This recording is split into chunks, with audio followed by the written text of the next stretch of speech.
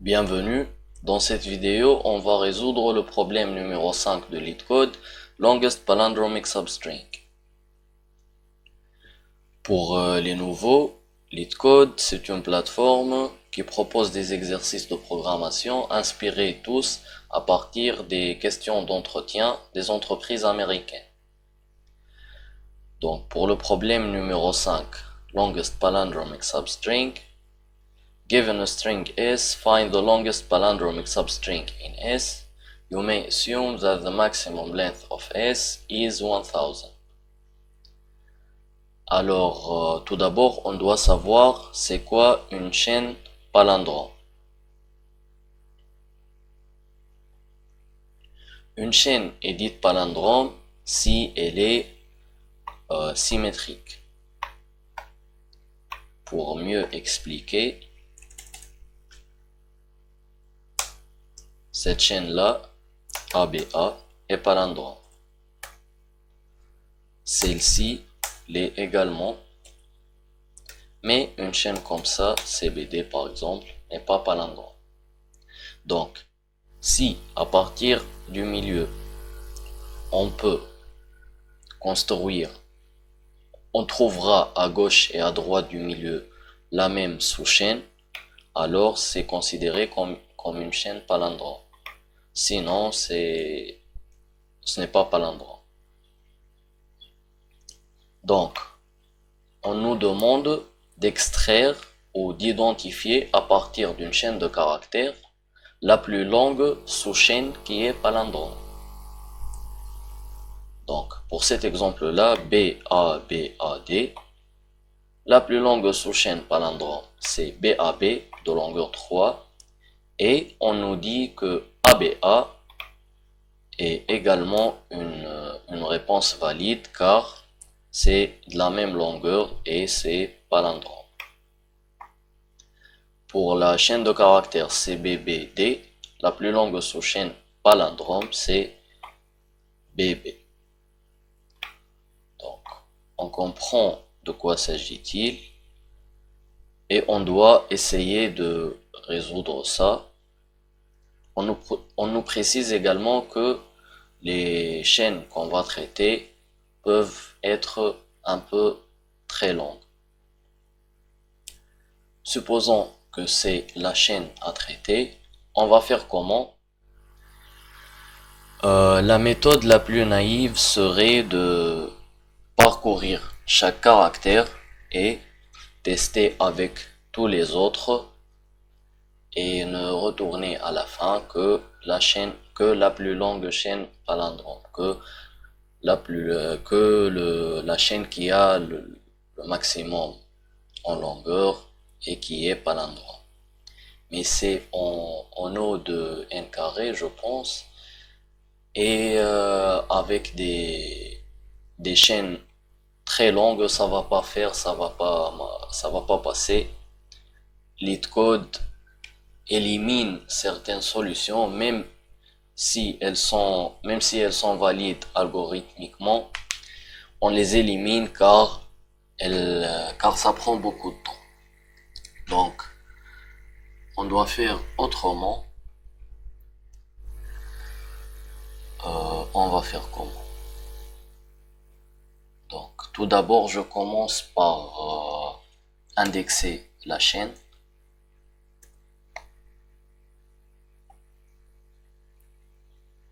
0, 1, 2, 3,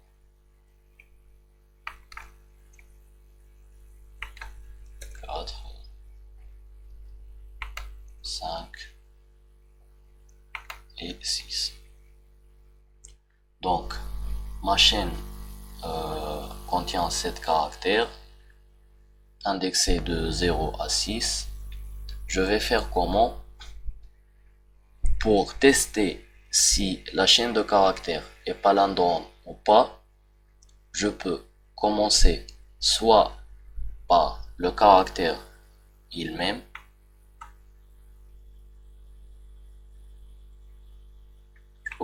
soit par le caractère, soit par euh, si je peux considérer ça comme un vide, c'est-à-dire je commence entre deux caractères. C'est-à-dire soit ma chaîne, elle est de longueur impaire, donc je commence par le milieu, qui va être un caractère, soit ma chaîne, elle est de longueur paire, je commence entre les deux caractères qui construisent ensemble le milieu. Donc par exemple pour cette sous-chaîne là, B, C, C, B, pour tester si elle est palindrome ou pas, je commence par ici. Je teste C avec C. Si c'est le même caractère, j'avance, etc. Sinon, imaginons que c'est au lieu de ce D là, j'ai un A. Non, ça reste également pair. Donc, imaginons que la longueur de ma chaîne est 3. C'est la chaîne A, B, A. Je dois tout d'abord me placer ici et puis tester avec ces deux caractères-là. Donc, en gros, si la chaîne est de longueur paire, je dois commencer entre les deux caractères qui viennent au milieu. Sinon, je commence par le caractère qui constitue le milieu de la chaîne de longueur impaire. Et vu que je dois tester sur toutes les combinaisons possibles, je vais donc réindexer ou bien stocker les nouveaux indices de position dans un vecteur afin de différencier entre un caractère et le vide qui vient au milieu de deux caractères. Donc, tout d'abord, je dois faire ça. 0. Pour le vide qui vient d'après, c'est 1. Après, pour le caractère B, c'est 2, etc. Jusqu'à la fin de la chaîne de caractères. Donc, je remarque que tous les indices pairs ici correspondent à des positions où tous les indices pairs, si je les divise par 2, les indices que je vais stocker dans le vecteur, ces indices-là, si je les divise par 2, j'obtiens la position d'une lettre, d'un caractère de la chaîne originale. Donc, dans ce vecteur, V, tous les entiers pairs correspondent à des caractères dans ma chaîne. Sinon, les indices impairs correspondent au vide entre les deux caractères qui viennent au milieu. Donc, je dois tout d'abord créer ce vecteur. Après, pour chaque entier qui vient dans ce vecteur, je me place soit sur cet entier div2, si l'entier est pair, donc je me place sur un caractère et je teste successivement si les caractères qui viennent à gauche et à droite sont les mêmes. Si c'est le même, j'incrémente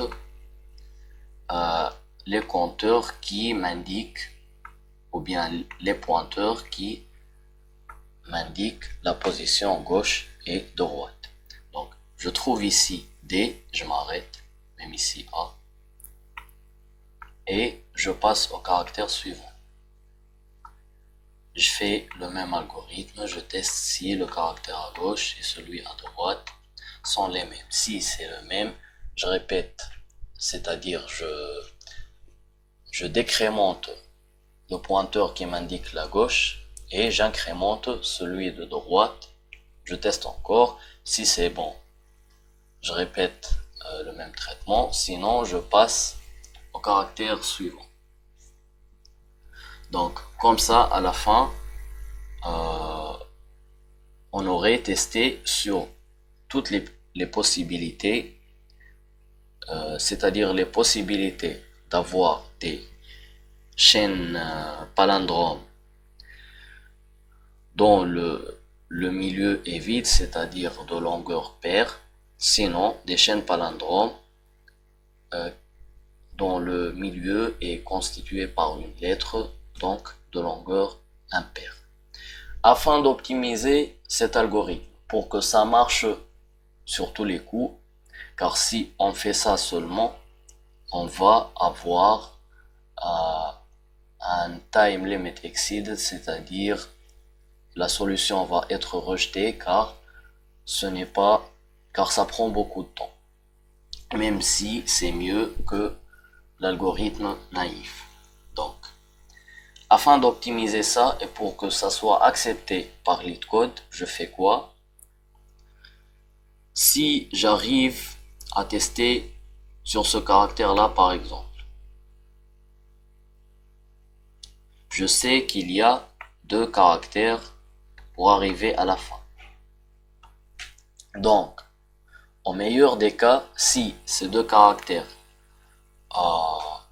si pour ces 2 caractères, il existe 2 autres caractères symétriques ici, 2 autres caractères qui sont les mêmes que ces deux-là, la longueur de ma chaîne va être 5. Donc, je vais dire que si j'ai déjà une chaîne palindrome qui est plus longue que, que 5, qui est plus longue que 5 caractères, je ne fais plus de tests.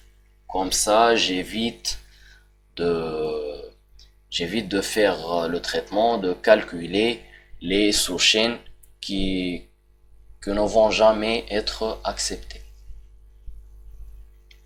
Donc, on revient sur LeetCode, comment je vais coder ça. Après, pour savoir comment je vais faire pour tester ou bien comment je vais me placer sur le caractère au milieu ou sur le vide au milieu, c'est tout simplement des manipulations de l'indice qu'on va faire dans le code. Donc, tout d'abord, comme j'ai dit, je dois créer le vecteur contenant les indices de position et les indices des vides, entre guillemets, qui viennent entre les caractères consécutifs. Donc, vector int v. Bon, je vais calculer la longueur de la sous-chaîne, de la chaîne int n égale s.length.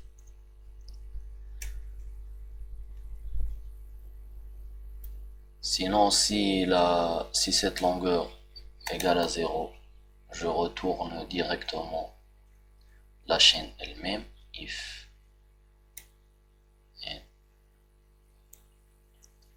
même pas 0, mais c'est 1, if n inférieur ou égal à 1, return s. C'est pour les cas triviaux parce que l'algorithme ici ne va pas marcher pour les chaînes vides puisque ça place soit sur un caractère, soit entre 2 caractères. Donc le cas vide, ça ne le traite pas.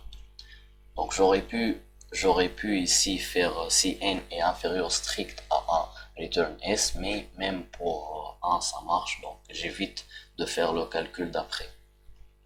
Alors, sinon je vais faire quoi? Si je sors pas avec le return, je dois calculer le vecteur que j'ai déclaré. Donc for int i égale 1, i inférieur à n, plus i,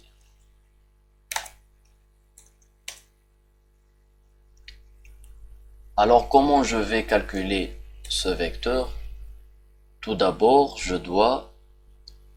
me placer, euh, je dois me placer au dernier caractère. Après,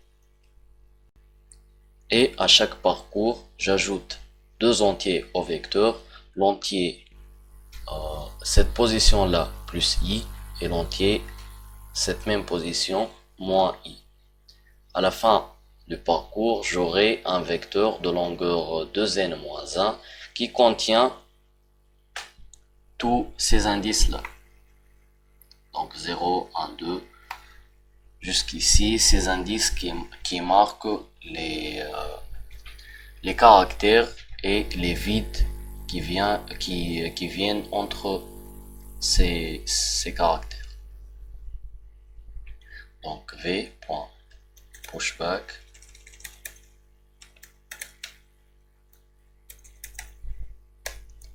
v de 0 que je dois injecter au début et qui est la longueur moins 1 qui est c'est-à-dire le dernier caractère s de n moins 1. Donc v de 0 que je viens d'ajouter plus i et de même v.pushback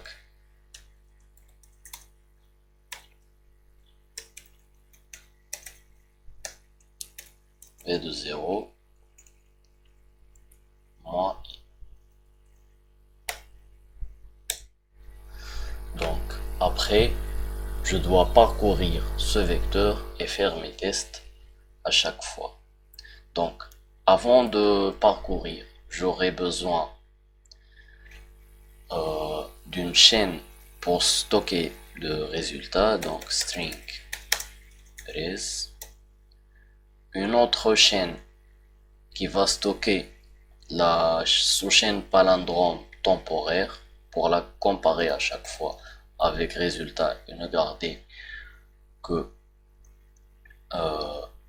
le max, et une autre qui va contenir un seul caractère ou va être vide à chaque fois. Donc je l'initialise. Pourquoi cette chaîne de caractères C? Car comment je vais ajouter les caractères au début, je vais me placer dans le caractère d'indice i div2. I c'est un entier dans le vecteur. Donc i div2, comme je l'avais déjà dit, c'est un caractère dans la chaîne originale. Sinon, i div2, c'est le vide. Donc, supposons que c'est mon i div2.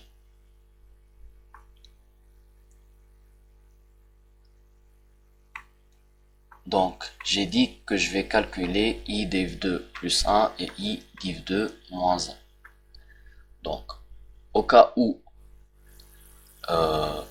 je pointe sur un caractère, c'est-à-dire ma chaîne est de longueur impaire, je vais louper ceci, car je vais directement calculer le left et le right qui sont i div2 moins 1 et i div2 plus 1. Donc le C va me servir pour ne pas louper ce caractère là. Sinon, si ma chaîne est de longueur paire, mon left et mon right, ça c'est mon i div2, ça c'est mon left, ça c'est mon right.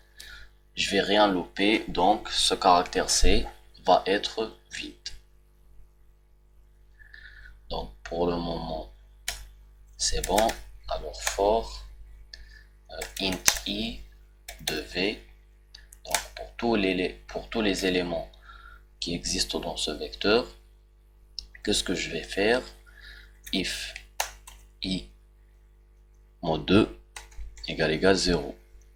C'est-à-dire je pointe sur un caractère. C'est-à-dire ma sous-chaîne palindrome est de longueur impaire. Je fais quoi? C reçoit S de I div 2. C'est ce que j'ai montré ici pour le A.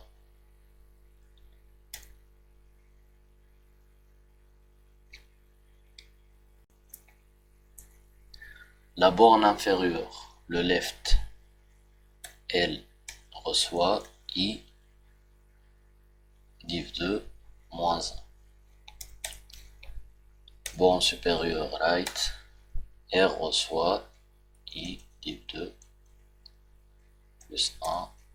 Et je déclare ici int L virgule R. Donc sinon pour l'autre cas, si I div 2 else alors, car c'est soit 0 soit 1, donc else, mon I div 2 est impair, comme je l'ai déjà montré, ça signifie que je suis entre deux caractères. Donc mon C va demeurer vide, L reçoit I div 2, donc si je suis dans mon vecteur, mon I égale à 8. Div 2 c'est 4, donc je me place sur la quatrième et la cinquième lettre. Sinon pour le premier cas, j'ai dit que je vais, par exemple, bon, 8 ce n'est pas le bon exemple. Donc ici c'est pour le cas impair. Si c'est 9, donc je me place sur la quatrième et la cinquième lettre. Mais si c'est 8, je me place sur la troisième et la cinquième lettre. La quatrième, je la stocke dans C. Donc ici, je suis dans le cas impair. Et je me place sur la quatrième ou la cinquième lettre, par exemple. Donc, la borne left, c'est mon I div 2 et right, c'est mon I div 2 plus 1, puisque c'est le caractère qui vient juste d'après. Après, une boucle while qui va me servir à tester ou tester si je peux élargir cette chaîne. À chaque fois, je vais décrémenter mon left, incrémenter mon right et voir si cette chaîne est toujours palindrome ou pas. Donc while L, donc while S de L égale S de R, et je dois toujours m'assurer que j'ai pas dépassé les bornes. L supérieur ou égal à 0 et R inférieur à N, qui est la longueur de la chaîne. Je fais quoi? STR reçoit la borne left, la chaîne, plus STR plus la borne right.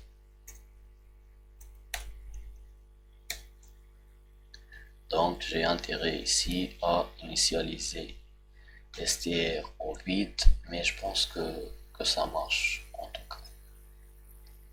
Après je fais quoi? Je décrémente en L, j'incrémente R.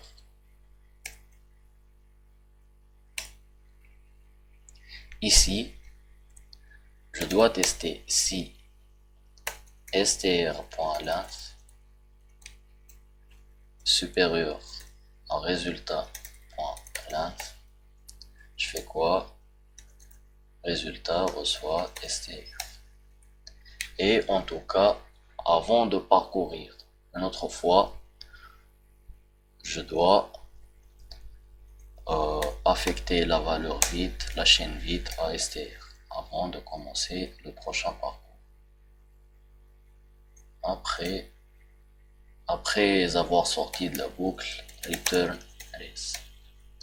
Ça va pas marcher comme ça, car j'ai dit ça va pas être accepté, car ça prend beaucoup de temps. C'est optimisé, mais ça passe pas sur LeetCode, donc je dois l'optimiser encore. Comment je vais faire ça? Comme je l'ai dit comme je l'ai dit avant, si j'ai cette chaîne-là, A, B, C, D, E, D, F, G, H, et que je me suis arrêté ici à F, je sais déjà, ou bien je me suis arrêté à G, je sais déjà que j'ai une chaîne de caractères palindrome de longueur 4, et j'ai dans le meilleur des cas la chaîne de caractères dont le milieu est G va être de longueur 3, car je n'ai qu'un seul caractère après mon G. Dans ce cas, je fais pas le test. Comme ça, je vais gagner un peu plus de temps et la solution va être acceptée. Donc, if 2 fois n moins i, si c'est inférieur à la longueur de la chaîne résultat, je peux sortir de la boucle et retourner cette chaîne résultat. Pourquoi 2 fois n moins i? Car cet écart constitue tout simplement la longueur possible, la plus longue longueur possible d'une sous-chaîne palindrome si je suis à la position i dans le vecteur, si je suis à l'élément i dans le vecteur. Donc, si cette longueur est inférieure au résultat, pas la peine de faire les calculs, on retourne juste le résultat. Donc ici, je dois également affecter la chaîne vide à C. On essaie tout d'abord avec le test qui est BABAD. On a un address sanitizer.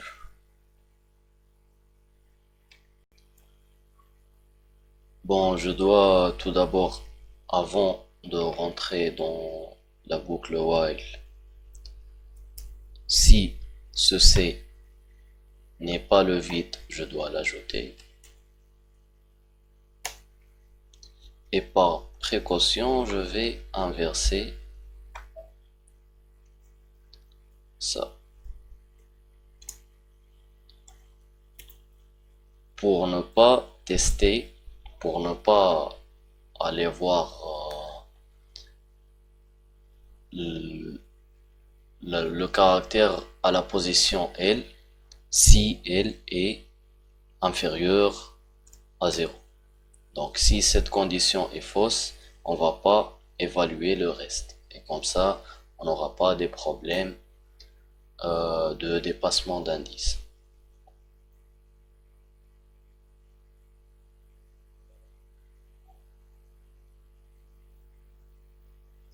Ça marche pour l'exemple.